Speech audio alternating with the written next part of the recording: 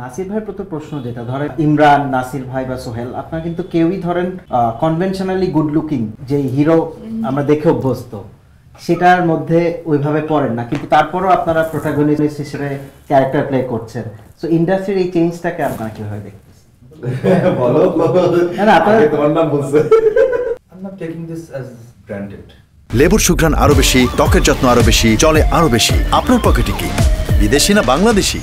পারফরম্যান্সে হয়তো ভালো লাগার জায়গাগুলো অডিয়েন্সের কাছে তৈরি হয়েছে বা ডিরেক্টরদের কাছে তৈরি হয়েছে।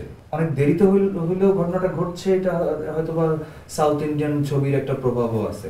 আমি একজন অ্যাক্টর হিসেবে আমি মনে করি যে এটা অনেক পজিটিভ একটা জায়গা ইন্ডাস্ট্রির জন্য, বিকজ তাতে সাধারণ মানুষের উপরে আমরা যদি সামাজিক প্রেক্ষাপটও চিন্তা করি সেই ক্ষেত্রেও ছেলেদের উপরে মেয়েদের উপরেও ওই প্রেশারটা কম পড়ে। ও আচ্ছা তুমি নায়িকার মতো সুন্দর বা তুমি নায়কের মতো দেখতে, নায়ক নায়িকা মানেই যে তোমার পিকচার পারফেক্ট লুকটা হবে, যে আমাদের এই টিপিক্যাল চিন্তা থেকে বের হয়ে এখন আমরা মনে করছি যে একজন হিরো একটা সাধারণ মানুষ হবে, একটা নায়িকা সে একটা যে কোনো রকমের চেহারার মানুষ হবে, যে কোনো ওয়েটের মানুষ হবে, একটা slim figure Chikni Chameli type মেয়ে শুধু নায়িকা হবে এবং সেই হতেছে মানে জাস্ট একটা অর্নামেন্ট হিসেবে সিনেমায়। আমাদের ডিরেক্টর এবং প্রডিউসার, কারণ অ্যাক্টররা এসব চিন্তা করে তো আর কিছু এক্সিকিউট করতে পারবে না। এখন আমি চিন্তা করলাম যে না আমরা এরকম ক্যারেক্টার করব না, তো বললো তুই বাদ। আমাদের এখানকার হিরোদের আপনি দেখেন 60s 70s এর হিরোরাও কিন্তু আহামরি এরকম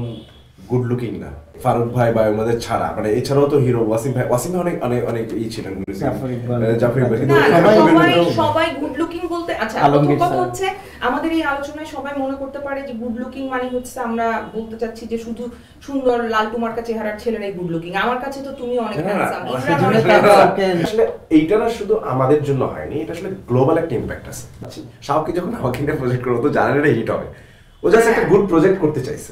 আমি শিওর যে আমি না করলে ওখানে ইমরান করলেও এটা হিট হইতো, এটা আপনি করলে হয়তো হিট হইতো, বিকজ অফ আমি করলে সুপারহিট লেখাই হয়েছে এরকম।